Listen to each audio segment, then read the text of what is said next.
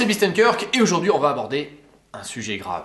Les caches d'interrupteurs. Vous savez ces bouts de plastique tout bidons qu'on met à la place des vrais interrupteurs, histoire de vous signifier lourdement que vous avez été trop pauvre ou trop mesquin pour vous payer une voiture avec toutes les options. Le problème c'est que même si vous prenez la plus optionnée des 986, au mieux vous n'aurez que 4 interrupteurs sur la console centrale pour 6 emplacements. On se demande donc pourquoi Porsche a laissé 2 emplacements vacants. Eh bien tout simplement parce que la colonne centrale de la Boxster 986 est la même que celle de la 911 type 996. Et sur ce modèle plus haut de gamme, il est parfaitement possible d'occuper tous les emplacements. Alors, comme j'avais envie de faire sauter les deux caches, je me suis donc penché sur ce qu'on pouvait trouver sur la 996. Tout d'abord, sur certains modèles, il existe un bouton qui permet de passer la sonorité du pot d'échappement en mode sportif. Alors, c'est sympa, mais c'est pas un truc qu'on peut mettre sur la 986. Dans la même veine, il existe un bouton d'essuie-glace arrière, un truc qu'on ne peut bien évidemment pas installer sur un cabriolet comme la Boxster. Puis, j'ai découvert qu'on pouvait mettre un interrupteur ou un voyant d'aileron, et ça, c'est sympa. Mais plutôt que de devoir choisir entre l'un ou l'autre, j'ai trouvé un modèle compatible qui fait les deux à la fois, c'est-à-dire interrupteur et voyant d'aileron. Mon seul regret, c'est que ce modèle non officiel ne s'illumine pas quand on met les phares. Cela dit, si cette opération vous intéresse quand même, je vous invite à voir le tutoriel dédié à son installation, dont le lien se trouve dans le descriptif. Une fois cet interrupteur d'aileron installé, il ne me restait plus qu'à trouver comment occuper le dernier emplacement. Et c'est en regardant la notice de ma Boxster que j'ai découvert qu'il existait un interrupteur qui permet d'allumer les lampes de l'habitacle. Je ne m'en étais jamais rendu compte parce qu'après avoir passé 12 ans à éplucher quotidiennement les photos des petites annonces, je n'ai jamais vu cette option sur aucun modèle. C'est à se demander si c'était vraiment proposé au catalogue. Bon, installer un interrupteur de lampe d'habitacle, c'est pas hyper palpitant. Mais je l'aurais quand même fait si j'étais pas tombé sur ceci. Un interrupteur de toit ouvrant de 996 Targa. Quand j'ai regardé les pictogrammes de cet interrupteur, j'y ai vu le dessin d'une porte de garage. Voilà un truc utile. Plus besoin de chercher cette foutue télécommande à tâtons. Plus de risque qu'elle vous glisse entre les doigts et finisse sous le siège. En prime, elle arrêtera de squatter le vide-poche, ce qui vous fera de la place. Mais ce qui est vraiment appréciable, c'est qu'avoir un interrupteur de portail intégré au tableau de bord, ça fait tout de suite plus moderne et plus classe. Allez, adjugé, il est temps de voir comment connecter une télécommande à cet interrupteur. Étape 1, tester si c'est possible. Avant toute chose, la première question à se poser, c'est de savoir si le signal de la télécommande sera assez puissant pour fonctionner, même quand elle sera intégrée au tableau de bord. Pour déboîter la façade de la console centrale, on va utiliser un outil de déclipsage que l'on va emballer dans du tissu et insérer au niveau de l'interrupteur le plus haut. Si vous voulez voir cette opération plus en détail, je vous invite à regarder le tutoriel dédié à l'installation de la grille de ventilation chromée, dont le lien se trouve dans le descriptif de cette vidéo. Maintenant, on prend la télécommande, on l'insère dans le tableau de bord et on appuie sur l'interrupteur. Et on constate que malgré l'enchevêtrement de câbles et le plastique du tableau de bord, ça marche quand même, le portail s'ouvre. Le test étant concluant, on va donc pouvoir s'attaquer à l'intégration de la télécommande dans le tableau de bord. Étape 2, connecter la télécommande à l'interrupteur. Pour commencer, on va retirer la pile, ça évitera qu'elle nous gêne plus tard. Ensuite, pour accéder au circuit imprimé, il faut séparer les deux parties de la coque. Le problème, c'est qu'elles ne sont pas clipsées, mais collées. On va donc devoir utiliser un cutter que l'on repasse plusieurs fois dans la fente jusqu'à sectionner le plastique. Une fois séparé, on peut très facilement retirer le circuit imprimé, il est juste clipsé. Contrairement à ce à quoi je m'attendais, l'interrupteur a 4 fiches au lieu de 2. Pour savoir sur lesquelles connecter mon interrupteur de Boxster, il va falloir faire un petit test. On commence par remettre la pile, puis on se munit d'un bout de câble qui va nous permettre de faire des contacts entre les fiches. Quand je fais le lien entre les deux plots de gauche, la diode s'allume. Donc en théorie, je peux connecter les deux câbles qui vont vers mon interrupteur de Boxster à ces deux plots. Mais alors, à quoi servent les deux autres? Je renouvelle le test et la diode s'allume à nouveau.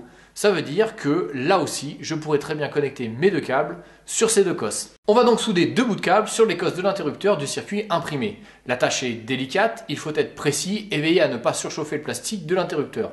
Ça aurait été beaucoup plus facile de souder par en dessous. Malheureusement, si je fais ça, je ne pourrai plus remettre le circuit imprimé dans sa coque parce qu'on n'a pas la place de faire circuler les câbles par en dessous. Une fois que la soudure est faite, on va prendre le temps de tester en mettant en contact l'extrémité des deux câbles. Et comme on peut le voir, la diode s'allume, ce qui prouve que la soudure a été bien faite. Maintenant, on va percer un trou dans la coque avec une mèche à bois pour pouvoir faire sortir nos câbles. Quand on remet le circuit imprimé, il faut bien veiller à ne pas trop tirer sur les câbles pour ne pas faire céder les soudures. Il est temps de voir comment fonctionne l'interrupteur de la Boxster 986. On prend un des deux câbles qu'on connecte à la borne du milieu et l'autre sur une des deux bornes juste au-dessus. Et comme on peut le voir, ça marche. Ces deux bornes sont utiles si vous avez un modèle de télécommande avec deux boutons, un pour l'ouverture, un pour la fermeture. Malheureusement, ma télécommande n'en a qu'un seul. Je vais donc devoir relier ces deux bornes pour que mon interrupteur de Boxster fonctionne, quel que soit le côté droite ou gauche sur lequel j'appuie. On prend donc un des deux câbles sortant de la télécommande pour lui adjoindre un petit bout de câble. On soude aux deux extrémités deux cosses que l'on va connecter sur les deux plots du haut de l'interrupteur. Puis on prend le second câble de la télécommande que l'on va connecter sur le plot du bas. Ensuite, on teste. Et là, on constate que quel que soit le côté de l'interrupteur sur lequel j'appuie, la télécommande fonctionne. Étape 3, installer le tout dans le tableau de bord. On commence par enlever le cache de la console centrale, puis on va libérer un espace en enlevant le cache d'interrupteur en le poussant très fortement jusqu'à le déboîter. Une fois que c'est fait, passez l'interrupteur par l'arrière en l'inclinant légèrement vers l'avant tout en poussant très fortement jusqu'à entendre un premier clic. Dès que c'est fait, redressez-le tout en continuant de pousser vers l'arrière jusqu'à entendre un second clic qui vous prouve que l'interrupteur est bien emboîté. Il ne nous reste plus qu'à glisser la télécommande à l'intérieur, ce qui est très simple parce que en haut à gauche, il y a un renfoncement qui permet de loger la télécommande. Ça évite qu'elle s'enchevêtre dans les câbles. Rentrez ensuite le reste des câbles, refermez le tout et testez. Il n'y a pas à dire, c'est quand même bien plus pratique. Le seul petit souci, c'est que contrairement aux autres interrupteurs, quand j'allume les phares, ce nouvel interrupteur ne s'illumine pas. Et comme on aime faire les choses bien, on va prendre la peine de corriger ce petit détail. Étape 4, connecter l'éclairage. Les deux bornes non utilisées de l'interrupteur servent à alimenter l'éclairage interne. La solution la plus simple qui nous vient à l'esprit est de repiquer le courant juste au-dessus sur l'interrupteur TC. Sauf que ça marche pas. Bah ouais, sinon ça aurait été trop facile, hein, ça aurait pas été marrant. Quand on fait ça, il se passe un phénomène très curieux. L'interrupteur s'allume quand les phares sont éteints et s'éteint quand les phares s'allument. En clair, il fait l'exact inverse de ce qu'on voulait. Pour que ça fonctionne, il va falloir reprendre le courant sur un interrupteur de la même famille, c'est-à-dire celui de la capote. Comment je sais que ces deux-là sont du même type? Eh bien, tout simplement parce qu'ils ont le même code couleur, matérialisé par un petit autocollant latéral qui correspond à la couleur de leur broche. Comme l'interrupteur de porte de garage et celui de la capote ont le même autocollant rose, je sais que leurs branchements sont similaires. Pour passer les câbles facilement, on va devoir démonter la console centrale. Commencer par débrancher les interrupteurs pour pouvoir enlever l'encadrement, puis pour ceux qui ont une phase 2, c'est-à-dire un modèle à partir de 2003, il va aussi falloir enlever la grille de ventilation en utilisant un petit tournevis plat pour baisser les deux attaches qui la bloquent. Ceux qui ont une phase 1, c'est-à-dire un modèle d'avant 2003, n'auront pas ce problème parce que la grille de ventilation est solidaire de l'armature. Ensuite, il faut enlever les 4 vis qui retiennent l'armature pour pouvoir retirer le bloc de commande de clim et l'autoradio en même temps. Avant d'aller plus loin, je vous recommande de protéger votre levier de vitesse avec un tissu épais ou du papier bulle. Maintenant que l'espace est dégagé, vous pouvez faire passer deux câbles derrière l'armature métallique de la console centrale en veillant bien à les faire passer par ces deux espaces dédiés. Une fois que c'est fait, vous pouvez remettre en place les commandes de clim et l'autoradio. Pour repiquer le courant sur l'interrupteur de la capote, on va utiliser des cosses voleuses que l'on va connecter au même emplacement que les cosses de destination, c'est-à-dire les deux bornes les plus à l'extérieur. Une fois que c'est fait, on branche l'autre extrémité sur l'interrupteur de la porte de garage et il ne nous reste plus qu'à tout remonter. Comme on peut le voir, à présent quand on met les phares, l'interrupteur s'illumine aussi. Seul l'interrupteur de l'aileron ne s'allume pas car comme nous l'avions dit plus tôt, il ne s'agit pas d'un modèle officiel de chez Porsche, mais d'une version trafiquée qui n'a plus d'éclairage interne. Ce qui est super avec cette installation, c'est que c'est tellement bien intégré qu'on pourrait croire que cette commande de porte de garage est une option d'origine. Bien sûr, c'est pas tout à fait parfait, et je vois d'ici les commentaires de certains qui vont me dire « Et comment on fait quand la pile de la télécommande elle est vide ?» Alors oui, c'est pas pratique. Pour changer la pile, il faut démonter la façade de la colonne centrale. Et après, c'est pas une histoire, ça prend 2 minutes. Hein, vous allez quand même pas me demander de connecter la télécommande à l'alimentation de la voiture. Si ? Bon allez, c'est bien pour vous faire plaisir.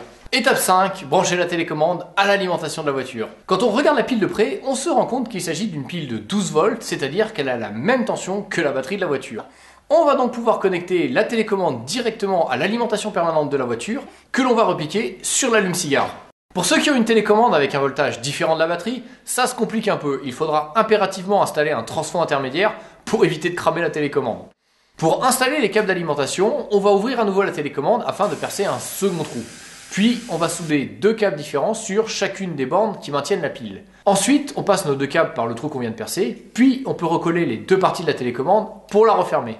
On va aussi ajouter 2 cosses à nos câbles pour pouvoir déconnecter facilement la télécommande si un jour on doit la retirer parce qu'elle est en panne ou s'il faut la remplacer par un autre modèle suite à un déménagement. Maintenant, on prépare 2 longs câbles pour relier la télécommande à l'allume-cigare.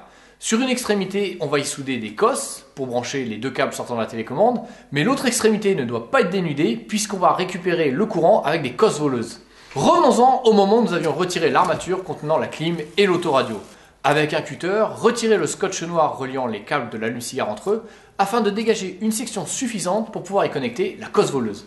Ensuite, connectez le fil négatif de la télécommande au câble marron de l'allume-cigare et le fil positif au câble rouge. Dès que c'est fait, rebranchez la télécommande pour faire un test. On constate qu'en l'absence de pile, la télécommande fonctionne, le test est donc concluant, on peut refermer les cosses voleuses et commencer à remonter. Passez les câbles derrière l'encadrement métallique du fond pour rejoindre l'autre côté, comme nous l'avions fait avec les câbles d'éclairage de l'interrupteur. Ensuite, il faut remettre l'armature contenant la clim et l'autoradio, en veillant bien à ne pas coincer les câbles que nous venons d'ajouter dans l'encadrement métallique du fond.